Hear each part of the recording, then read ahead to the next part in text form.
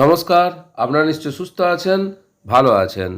West Bengal গভর্নমেন্টের finance ডিপার্টমেন্টের পক্ষ থেকে রাজ্য সরকারি কর্মচারীদের জন্য বকেয়া মহার্ঘ ভাতা অর্থাৎ এরিয়ার ডিএ প্রদান সংক্রান্ত একটি অত্যন্ত গুরুত্বপূর্ণ নির্দেশিকা প্রকাশ করা হয়েছে।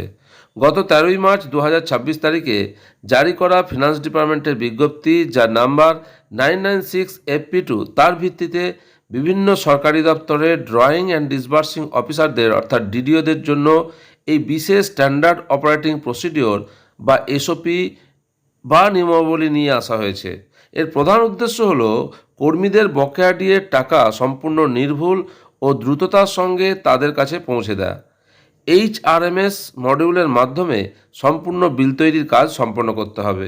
আজকের তারিখে অর্থাৎ 26/3/2026 এই তারিখে এসওপি প্রকাশ করা হয়েছে, যদিও এই বিজ্ঞপ্তিতে ডেট দেওয়া আছে 16ই মার্চ 2026, যার মেমো নাম্বার 1029-FE-Gov। সরকারি নির্দেশিকা অনুযায়ী কর্মরত রাজ্য সরকারি কর্মীদের বকেয়া ডিএর টাকা সরাসরি নগদে হাতে দেওয়া হবে না। এর পরিবর্তে সম্পূর্ণ বকেয়া অর্থ কর্মীদের নিজস্ব জেনারেল প্রভিডেন্ট ফান্ড বা জিপিএফ অ্যাকাউন্টে জমা করা হবে। HRMS পোর্টালের মাধ্যমে এই সম্পূর্ণ প্রক্রিয়াটি সম্পন্ন করতে হবে ডিডিওদের।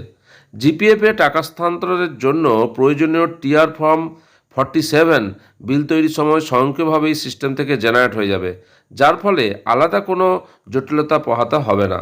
এই এরিয়ার ডিএ বা বকেয়া বিল তৈরি করার জন্য ডিডিওদের নির্দিষ্ট কিছু ধাপ অনুসরণ করতে হবে। পোর্টালের এরিয়ার অর সাপ্লিমেন্টারি টাস্ক লিস্ট অপশনে গিয়ে কর্মীভিত্তিক বকেয়া অর্থের বিবরণ বা স্টেটমেন্ট পাওয়া যাবে। এর ঠিক নিচেই ইনস্টলমেন্ট ডিটেলস অংশে জিপিএফে কত টাকা জমা পড়বে তা ডিডিওরা দেখতে পাবেন। যাবতীয় তথ্য ভালোভাবে যাচাই করার পর জেনারেট বিল অপশনে ক্লিক করে বিল তৈরি করতে হবে। তৈরি হয়ে যাওয়া বিলগুলি বিল সামারি মেনুতে সংরক্ষিত হবে।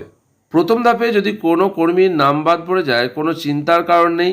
বাদ পড়া কর্মীদের নাম অপর একটি আলাদা তালিকায় যুক্ত হবে, যার মাধ্যমে পরবর্তীতে তাদের বকেয়া বিল তৈরি করা যাবে।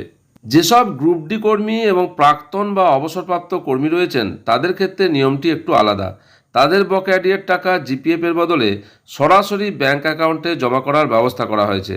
এর জন্য HRMS-এ একটি আলাদা বেনিফিশিয়ারি লিস্ট তৈরি করা হবে, যাতে খুব সহজেই বকেয়া টাকা ব্যাংক অ্যাকাউন্টে সরাসরি ট্রান্সফার করা যায়, অর্থাৎ ডাইরেক্ট ট্রান্সফার করা যায়। এই এসওপিটি বিভিন্ন গুরুত্বপূর্ণ দপ্তরে পাঠানো হয়েছে। এর মধ্যে প্রিন্সিপাল অ্যাকাউন্ট্যান্ট জেনারেল A&E এবং audit, director of treasuries and accounts, pay and accounts officers এবং নতুন দিল্লির রেসিডেন্ট কমিশনারের অফিসও অন্তর্ভুক্ত রয়েছে। স্টেট গভর্নমেন্ট এমপ্লয়িজ অর্থাৎ রাজ্য সরকারি কর্মচারীদের জন্য যে ডিএ দেওয়ার নতুন নির্দেশিকা অর্থাৎ এসওপি প্রকাশ হলো, সেই সম্পর্কিত তথ্য আপনাদের সামনে তুলে ধরলাম। কিভাবে জমা হবে টাকা তা বিস্তারিত আলোচনা করা হলো। আপনারা সকলে সুস্থ থাকুন, ভালো থাকুন।